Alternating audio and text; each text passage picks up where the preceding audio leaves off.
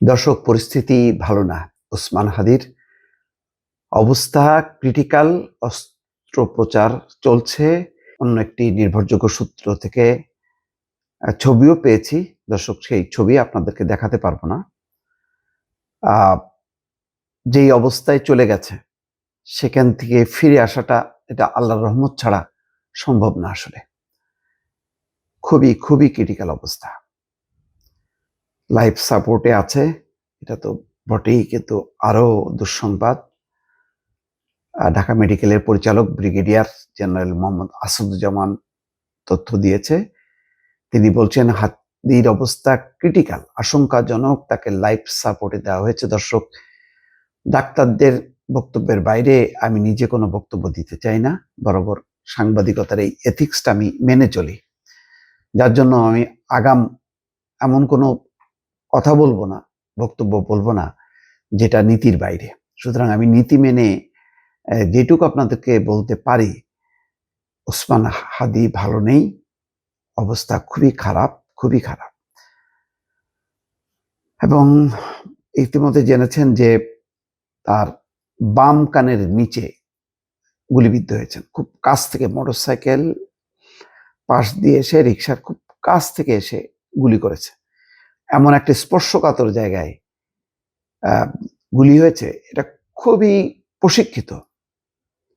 আজকে জুলকারনাইন স্যার একটা কথা বলেছে, সেটাও আমি তার রেফারেন্সে বলছি, আমার কোনো তথ্য নেই, যে ৮০ জন খুব শুটার এসছে ভারত পাড়ি দিয়ে বাংলাদেশে। কারা তারা জানি না, কোনো সংস্থার কিনা, কিন্তু এই তথ্যটা তিনি দিয়েছেন। তার কাছে নিরাপত্তা গোয়েন্দা সংস্থার অনেক তথ্য থাকে। ইতিমধ্যে পুলিশের আইজিপি বলেছেন যে সীমান্ত এলাকায় ব্যাপক তল্লাশি করা হচ্ছে এবং রেড অ্যালার্ট জারি করা হয়েছে।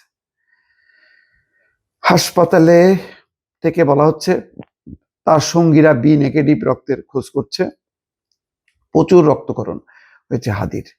বিজয়নগর কালভার্ডে নির্বাচনী প্রচার চালানোর প্রাক্কালে দুর্বৃত্তরা গুলি করে তাকে। শুক্রবার জুমার নামাজের পর এই ঘটনা ঘটে। 2:22 গুলিবিদ্ধ হন। পল্টনের বক্স কালভার্ট এলাকায় ডিআর টাওয়ারের সামনে এই ঘটনা ঘটে। 3টা মোটরসাইকেলে করে দুর্বৃত্তরা আসে। 3টা, বোঝেন কত সংঘবদ্ধ। অথচ ওসমান হাদি সেই অর্থে কোনো নির্বাচনের প্রতিপক্ষ না, কিন্তু একটা ঘটনা ঘটাইতে হবে। একজন প্রার্থীকে গুলিবিদ্ধ করে ত্রাস ছড়ায় দেওয়া সারা দেশে। চিন্তা করেন, এই মুহূর্তে যারা নির্বাচনের প্রার্থী, যারা সমর্থক, তাদের মানসিক অবস্থাটা চিন্তা করেন। তারা কি পারবে এখন এইরকম ঘটনার পর মানে মুক্তভাবে বিচরণ করতে, মুক্তভাবে গণসংযোগ চালাতে?